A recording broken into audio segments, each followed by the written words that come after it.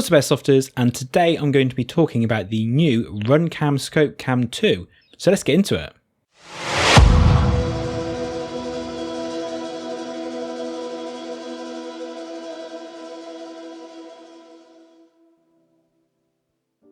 The ScopeCam 2 is the latest model by Runcam, and its release went a little bit under the radar.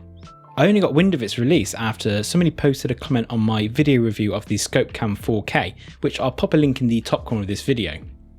So what's new with it, and how does it stack up against the other ScopeCam models from Runcam, those being the Lite and the 4K? Now unfortunately I'm currently unable to find a UK supplier, so my initial thoughts will be based off the Runcam US website. They offer 3 lens options for the ScopeCam 2. 40mm, which they say is the best for sniper rifles, 25mm, which they claim is for rifles and SMGs, also a new focal length of 3.6mm, which they say is best for pistols. 3.6mm is a new focal length, whereas before the Lite and 4K versions only offered 16mm as their widest option. Price wise, currently only the 40mm version is in stock, and that's going for just under $140 or £98. This is compared to the 40mm Lite version, which is just under $100 or 70 quid, and the 4K version, which goes for just under $130 or around £90. Just a note though that buying the models in the UK will be more expensive, but you'll also not have the shipping costs and fees from ordering them from the States. Looks wise, it keeps the same general aesthetic as the ScopeCam family, albeit in a much boxier overall shape. The new features Runcam are pushing with this new model are the new metal housing, its 1080p at 60 FPS recording capabilities, its new longer battery life of 240 minutes, the fact that it's now IP64 rated, and they now use a new high definition 40mm lens. Interestingly, they've not gone with a 4K recording sensor in this model, instead only offering up 2 recording resolutions of 1080p and 720p. You'll be also interested to know that there's no longer a 240 frames per second mode, only offering 60 or 50 FPS at 1080 and 90 FPS at 720. Now if super silky slow-mo footage isn't your thing, then I don't see why this would be a problem. However, I am disappointed to see no higher recording resolutions, even a 1440 at 30 FPS option like you get on the Runcam Lite. I personally use a 4K model, and all of my footage which I push to YouTube is now in 4K. Okay, not everyone watching is going to get the full 4K goodness from it, however there are other benefits from recording at a high resolution to start with, such as being able to punch in an extra level or 2 of zoom. With regards to the new metal construction, both the Lite and 4K model cases are made out of plastic, whereas the new ScopeCam 2 comes with an aluminium housing, or aluminum for our American cousins. One of the bugbears of the previous models was its durability, so it's good that Runcam have listened to its customers and have now gone down this route. Obviously this is going to have an impact on the weight, where the older Lite and 4K versions come in at 94 and 96 grams, the new version with a 40mm lens comes in at 135 grams. I best get back down that gym again when we're allowed to. It does look like you could take most of the case apart by undoing a few hex screws dotted around the place, which if you're looking to paint the unit might be a blessing.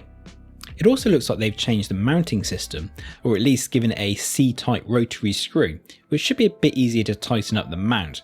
However, let's just hope that these ship with a full metal Picatinny mount, otherwise it's going to suffer the same issues the Lite and 4K versions have, where the plastic mount snaps off the moment you tighten it up. I don't see any mention of this on the website, however if they're claiming it now has a full metal casing, I'll be shocked to find out if the mount was still plastic, especially now as they're selling a metal replacement for this part. The main buttons at the top of the unit seem to be in the same place, however interestingly they've now changed the icon on the Wi-Fi button so it actually looks like a record button. Not sure why they couldn't have just picked the standard Wi-Fi waves icon for this, but there you go. The power and recording button has now also changed to a switch as opposed to a second button. Now it doesn't actually say if you have to press this down to power on the unit, or if it only operates on a switch mechanism, which would be interesting because does that mean to turn the camera on it will automatically start recording? What if you just wanted to turn the camera on to change some settings? It's hard to know for sure looking at photos on the website, maybe they've just not explained it very well. The ScopeCam 2 now also comes with 3rd generation Gorilla Glass. I've had a little look on the Runcam shop and I can't see that they sell replacements for this, so either this isn't a product they're offering yet or they're confident that the glass will hold up to some pummeling. it may be the case that this isn't removable like it was on the Lite and 4K versions. Moving on to another big change with this model is the battery. Previous ScopeCam models have all come with one of these, a removable 850 mAh battery, whereas the new model comes with an inbuilt 1400 mAh battery. They claim this will last for 240 minutes shooting at 1080p 60 frames per second, however I know from doing tests on my 4K version that the actual battery life is less than what Runcam claim.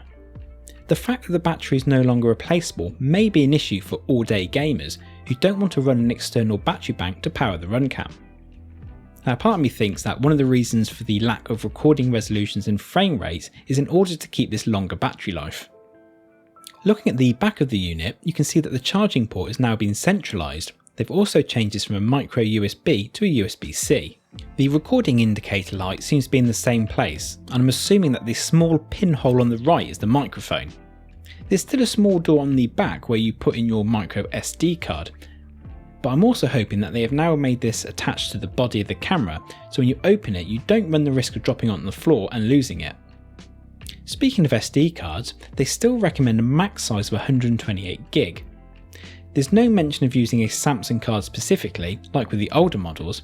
However, if you were going to be buying a new card for this camera, I'd play it safe and stick with Samsung, just in case some of the recording issues of the Lite and 4K model have passed over to this newer version. Looking at what I think is the biggest improvement on this ScopeCam, especially for us airsofters here in the UK, is the fact that it is now IP64 rated. Now, IP64 means that the unit is protected from, and I'm quoting here, total dust ingress and water spray from any direction. Worries over how the older units would hold up in our damp weather here in the UK was a big concern, which led to me printing out a few of these 3D printed cases. So the fact that the unit itself should now be okay to power on through the beautiful British weather is a nice addition, and one I feel deserves as much shouting about as its new metal construction.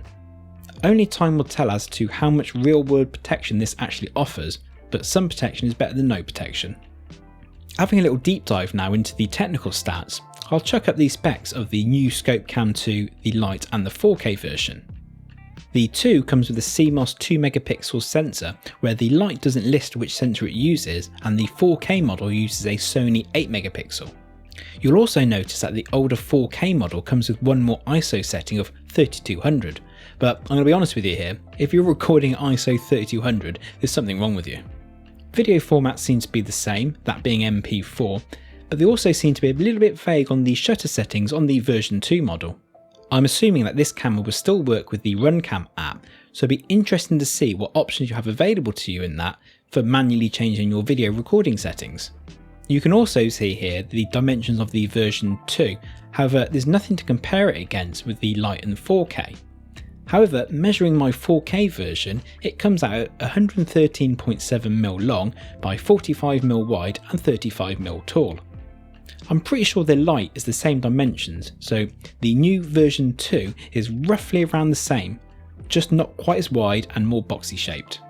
Now, would I be rushing out to the shops to buy one? Probably not.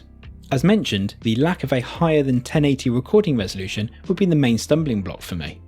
My 4K version is perfect for my needs, and even if you don't plan on producing a 4K video at the end of it, it just opens up more options to play around with your footage, and price wise the 4K model is only about £8 more expensive than the version 2.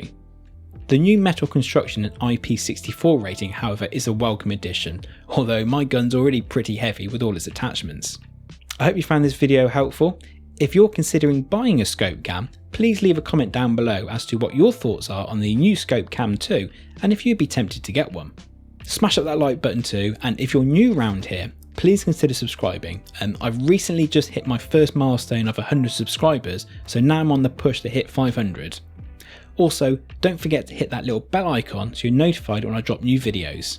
The good news here in the UK is that airsoft sites will be opening up again from the 29th of March, so I'll be dropping some gameplay footage around early April, but I do have plenty of other content to bring to you guys between now and then, so I'll see you in the next one.